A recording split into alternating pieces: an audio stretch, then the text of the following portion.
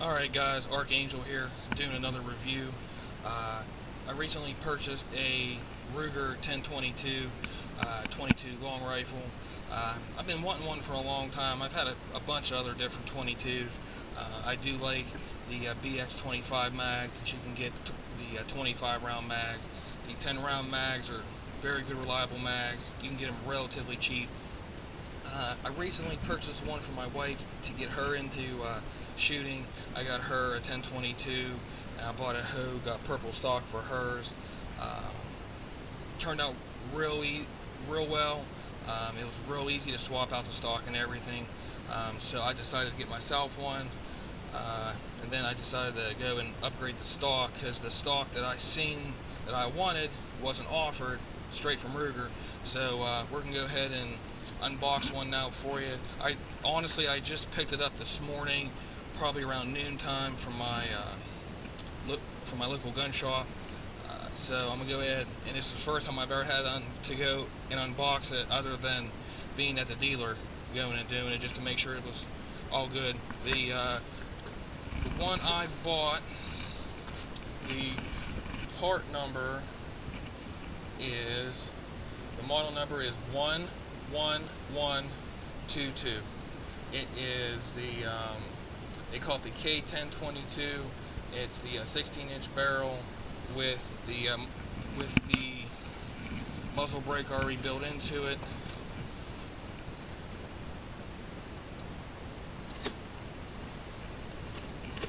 Go ahead and unbox it for you guys. Take the little accessory pack out. To the side. Alright, as you guys can see, hopefully you can see, it is the black synthetic stock stainless steel version with the threaded muzzle brake. It is a 1/2 x 28.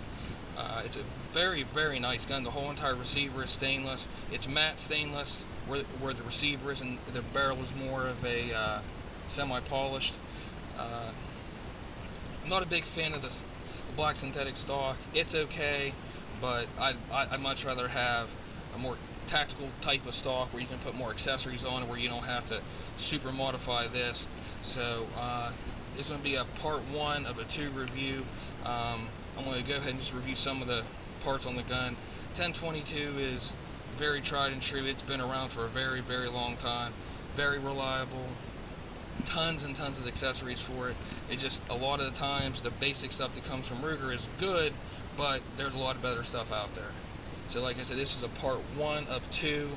The second part I'm going to do some range shooting, some stuff like that. But this one's going to be just the overview of this rifle, the new stock I'm going to put on it, and just some accessories and stuff that you can't add to the new stock. So like I said, it's, you know, your Ruger 1022. It came with a 10 round mag, and for some reason this mag was a little difficult to get out. I think that's because if you can see the inside of there, there's a couple burrs on the inside that if I was keeping the stock, I'd just use a file and get down. Then on the mag itself, there's a little tiny, I'm not sure if you guys can see it or not, little tiny burr right there that just needs taken off. I'm going to go ahead and take that off, but I'm going to go ahead and swap out this stock for a different one, and I'll show you guys here in a minute. All you gotta do is it's a little flathead screw for the barrel band.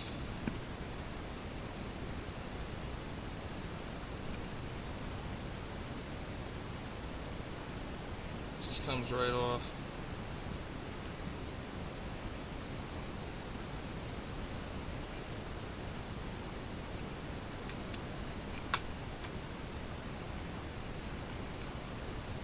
So the barrel band slides right off. It's important not to lose this if you do want to go and ever put it back on, or if you know anybody that happens to lose one. If you're not using, you can just go and give it to them. All I'm going to do is just go and set that off to the side, and let's see, I do believe, let me check it first. Yep, it is a think it's a 3/16 or I think it's a 5 by 30 seconds hex shaped takedown screw. It comes out very easy. You don't have to work too hard to get it out. You just go ahead and save that and put it on the side.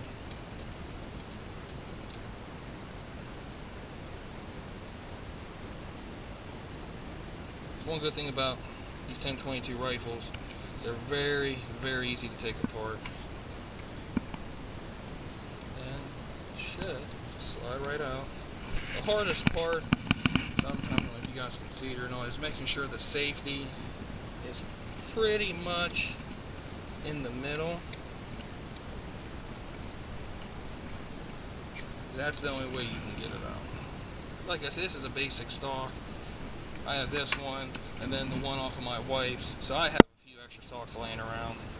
If someone needs one, I'll end up going and giving them one, but as of right now, I'm not. Like I said, they're just, I don't want to call them junk stocks, but they're nowhere near as good as what they could be. Alright, on to bigger and better things. I've been looking at this stock replacement, I want to say for, since it first got talked about getting made about 6 months ago. I'm a huge fan of Magpul stuff. I think Magpul makes some of the best accessories around here for the price. Customer service is awesome. Can't say nothing bad about their customer service. So I went on and been watching Brownells, Midway USA, waiting for this stock to come out. It finally did. I was one of the first ones to get it in one of the first shipments from Brownells, and it is the Magpul Hunter X22 stock. The good thing about this is if you go and get a Hogue stock or any other type of aftermarket stock, you either get the standard barrel channel or the bull barrel channel, which I believe is .920 of an inch. And so if you go with one, then decide to upgrade, then you have to buy a whole new stock, which no one wants to do that. This actually has a tray that's reversible that accepts the standard barrel and the bull barrel. So it does come with an adjustable length of pull. It comes with the spacers in it, so you can adjust it all the way down from straight at the basic stock or all the way out. I believe each spacer is either a 1/4 inch or 1/2 inch. I think it looks like about a 1/2 inch. It does come with a loop sling on it. I haven't even unboxed this yet, so we'll go and unbox this for you guys real quick. Pardon me, there's just stuff falling all over the place. I'm in the process of converting my gun room into an armory in a different location. So there's a bunch of stuff going on that normally wouldn't be up here. So let's see. It shipped very well, tons of foam. Have it. X22 stock. Like I said, it does come with a textured grip here. I'm sure you guys can see it. It's a very light textured grip, like how it's on the MOE pistol grips. Like I said, it does come with a sling loop here. It has the butt pad extensions here. You can flip it over. It has the screws right there. If you want to extend it even further and put more spacers in, I believe it uses the same spacing back plate as the shotguns kits that they make. I do believe right here this pops out for a single point sling attachment, and then you can get some of the M-LOK accessories up here, which are different than the MOE accessories. It's a little bit wider, so it's very easy to use. With the MOE, you actually had to go take your handguard off or put it on first, or take your rifle apart, put it on first. Now you just pop it in the slots, turn it, and then you'll hear a click, and then it's actually a cam lock on the back, so you don't have to take nothing off. Super easy to put on. It's a little different than what the key mod is. I've used a couple things with the key mod. It's okay. I've used stuff with the M-LOK. I like it better, but you know, everybody has their own opinion.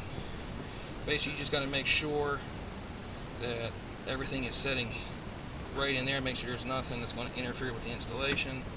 Like you said, you know, always make sure the barrel is unloaded. So you really don't have to worry about too much. You know what I mean? If you do want to go ahead and change it for the bull barrel, you can. I believe this is set up for the stock, because to go ahead and swap it out, you just have to remove. There's, I hope you guys can see. There's 3 screws. There's one there, and one there to go ahead and swap it out. Use all the same hardware that came with it. So you just go and slide it in here.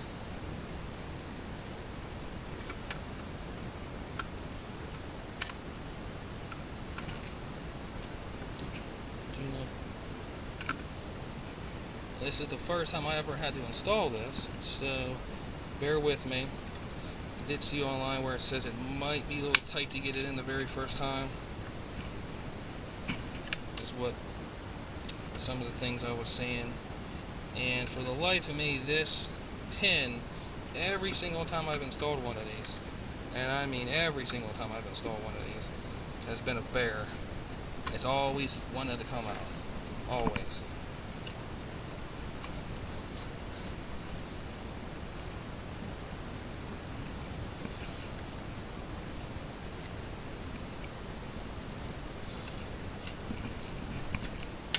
There we go. It fits in just like that. As you can see, the screw lines up.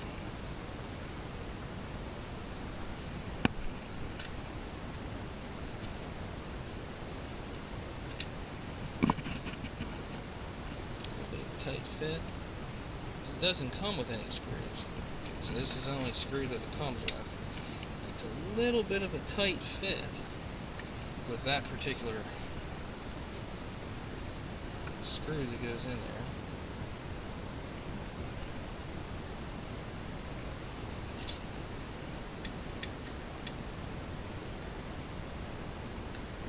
Again, just screw it in slowly until it catches.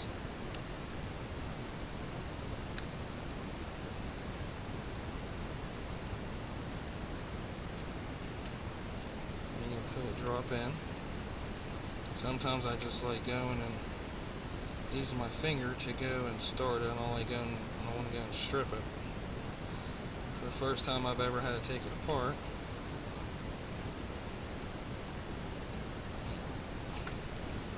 Nice and snug, no issues. Check the clearance for the mag. I believe I had one of my mags fall. I'll pop a new mag in there and see what's exactly going on.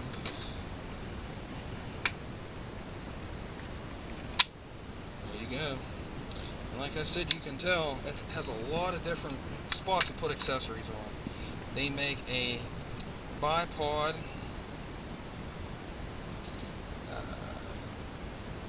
You can call it an adapter.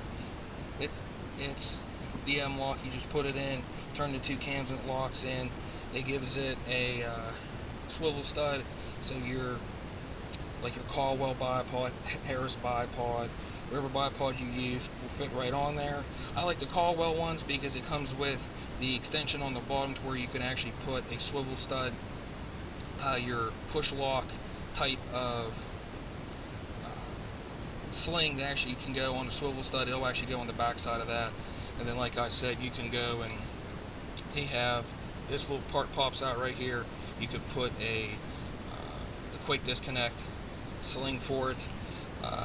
They have tons of different rails you can put on it. If you wanted to make it more tactical, you could put a light on the side of it. You could put a angled vertical grip right here. You could put a hand stop right there. They make a ton of M-LOK accessories. I would go and take a look at Magpul.com, Brownells, Midway USA, some major place like that. They'll actually show you exactly what all fits with that. If you have some of the older MOE stuff, it does work with it. You just have to buy the adapter plate. Adapter plate, I think, is under 10 bucks, and it'll go into here, and then the MOE will actually bolt onto the actual adapter plate. So as you guys can tell, that gives it a dramatic difference. And I actually like the stainless look with the you know, with the new X22 stock. The only one available out right now is the black. And it's only available for pre-order right now, but they have it in flat dark earth, that tactical gray, and olive drab green. Now what you could do is, if you know some place that does Cerakote or Duracoat, you could take the black, you could Duracoat any type of color you want. If I was going to do it, I would probably do it all in this color here. This piece, it appears that it pops out, has two little notches where it seems like it pops out. You could leave that black, do everything else in a different color. I think that would look pretty sharp. But this is going to be the end of the review for this. Like I said, it does have a flash hider on the end. I am going to get a suppressor here very shortly. It'll fit any 1/2x28 thread, so you can put a compensator on it, you can put a fake can on it. This is just the one that comes from Ruger. I believe they call it the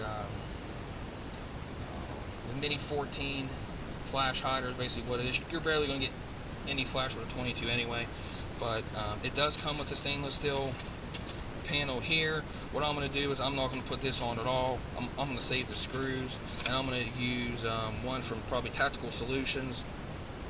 That it's an actual Picatinny rail, so then I have a lot more mounting options than what the 5 slots here are, and then plus it'll be black, and the scope will be black, and the rings will be black, so it'll look a lot better. It'll break it up a little bit instead of being one extra piece of stainless. But that'll be it for this review for right now, for part 1. Part 2 is going to be some stuff on the range. Hopefully I'll have the bipod and the bipod adapter on there, and the scope. So until next time, until part 2, thanks guys for watching, and always remember, always watch your 6.